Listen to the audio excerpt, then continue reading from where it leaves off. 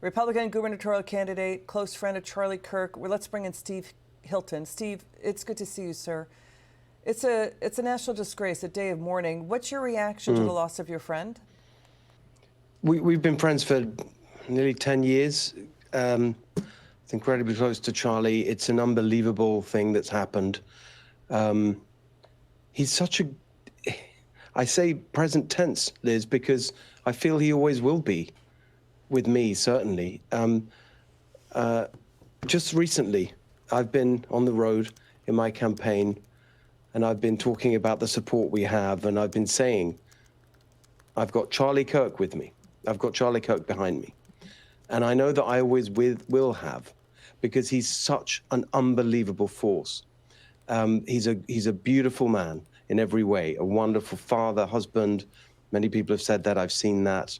But his generosity, his energy, I think he's one of the greatest leaders we've ever had in this country, and that makes him one of the greatest leaders in the history of the world.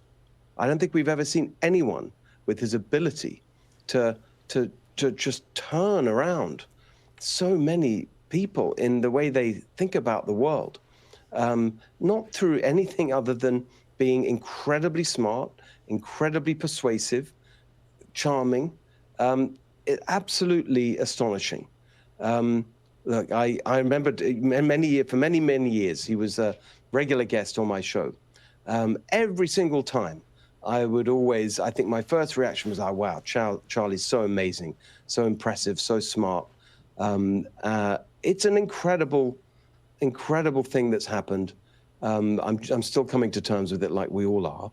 But earlier today, I posted on X when we didn't know exactly what was happening, and I said, pray for Charlie. We cannot lose him. In some sense, I think we haven't, because I just know how many people, including myself, will be inspired to go on and go forward in the way that he would have wanted us to.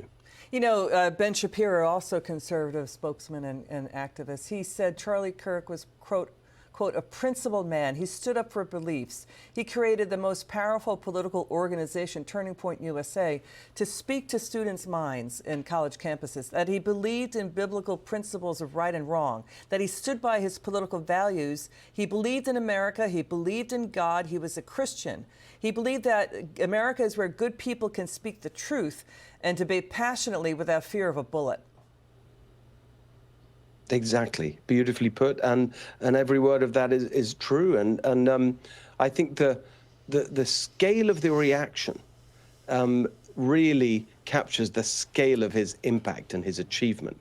The other thing I always loved about Charlie, I'm just remembering so many stories. You know, as I said, we've known each other for so long. There was one occasion when he lost his voice, and he asked me, through his very close colleague, who also became an incredibly close friend of mine, whether I would speak. He had a very important event in California, a couple of events that were really important, and he asked me to speak for him because he couldn't speak, but he didn't want to let people down, and he didn't want the crowds to be disappointed, and so I did. And one of the things that I spoke about Charlie.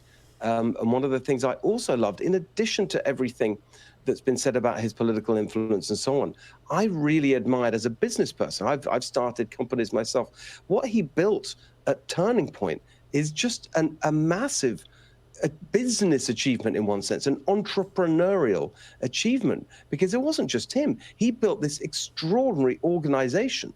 I used to go to his equivalent of shareholder meetings, where those who supported him financially, and he would update them on what had happened in the previous year, just like a shareholder meeting.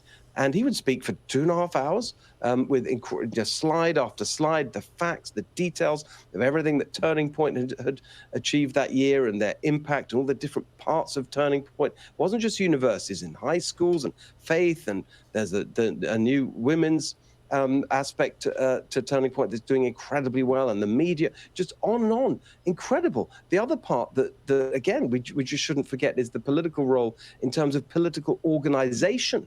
He created something called Chase the Vote, which played a huge part in President Trump's victory last year in the swing states. I mean, you go to Turning Point headquarters in Phoenix, and it's just a huge organization that he built from nothing.